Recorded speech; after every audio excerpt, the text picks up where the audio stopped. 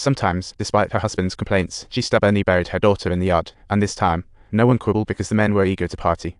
Hunan was left to work hard under the scorching sun while the elders sipped tea and chatted in the shade. They were utterly indifferent to Hunan's feelings.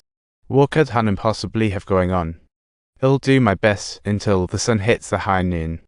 Hunan glared up at the sun, as if it were just as blinding as human nature.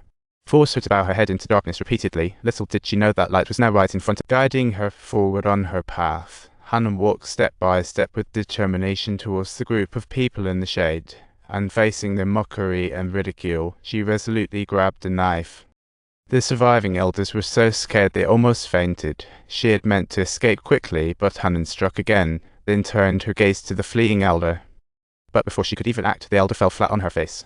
She had hoped to play dead, but Hunan saw right through it. "If you hold on too long, you'll get sick." And just then, another elder arrived and caught the scene. She freaked out and ran away. Hunan searched the island for her, swinging the knife until it was dark and she still hadn't seen her. Suddenly, rain washed away the sins, waking her friend.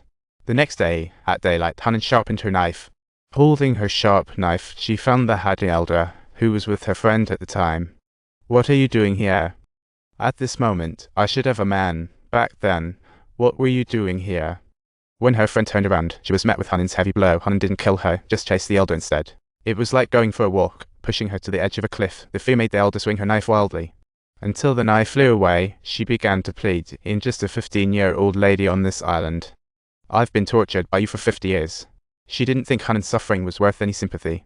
After all, that's how all the women on the island have come to be. Suddenly, the roar of machinery cut in, and the previously pitiful elder's face changed instantly. She rushed to find the men for justice, but her luck was terrible, and she tripped on a rock by the sea, making Hunan unable to help but laugh. She left that place and first found her younger brother-in-law on shore. Seeing him as usual, Hunan decisively grabbed her by the hair. Twisting the knife around her head, this scene happened to catch her friend's eye.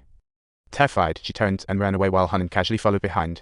In her panic, her friend accidentally spotted Hunan's husband was resting with his pals, sipping on water, and instinctively, she ran toward them. The men just looked up to see a head in a tree. Hunan slowly approached from behind. At that moment, just as he was about to move, he thought deep down that Hunan had gone mad. To survive, she could only rely on a man. Relying only on Hunan was deep in her heart, only meant to lean on. Hunan, missing her chance. She managed to keep slicing at the man's arm, but quickly, her target was her husband, the one she hated to the core. Yet, she knew she was no match for him. He easily knocked her down, and it seemed Hunan was facing her final judgment. Hunan's words ticked off her husband, and just as he was about to strike, her friend bravely stepped in front of her. Hunan couldn't believe her eyes, but the next second, her friend got slapped a few times by her husband. He asked, "What are you doing? Did your mom shoot that photo? Otherwise, it'll help you take her back." "What?" Hunan's reaction was totally unexpected. "I feel so sorry for myself." Hunan gripped the knife point firmly into her husband's fingers. This sudden gentleness lulled her husband into a false sense of security, immersing him in a peaceful state, until he was abruptly jolted awake by excruciating pain in his hand and howled in agony. Hunan fiercely bit down on his fingers.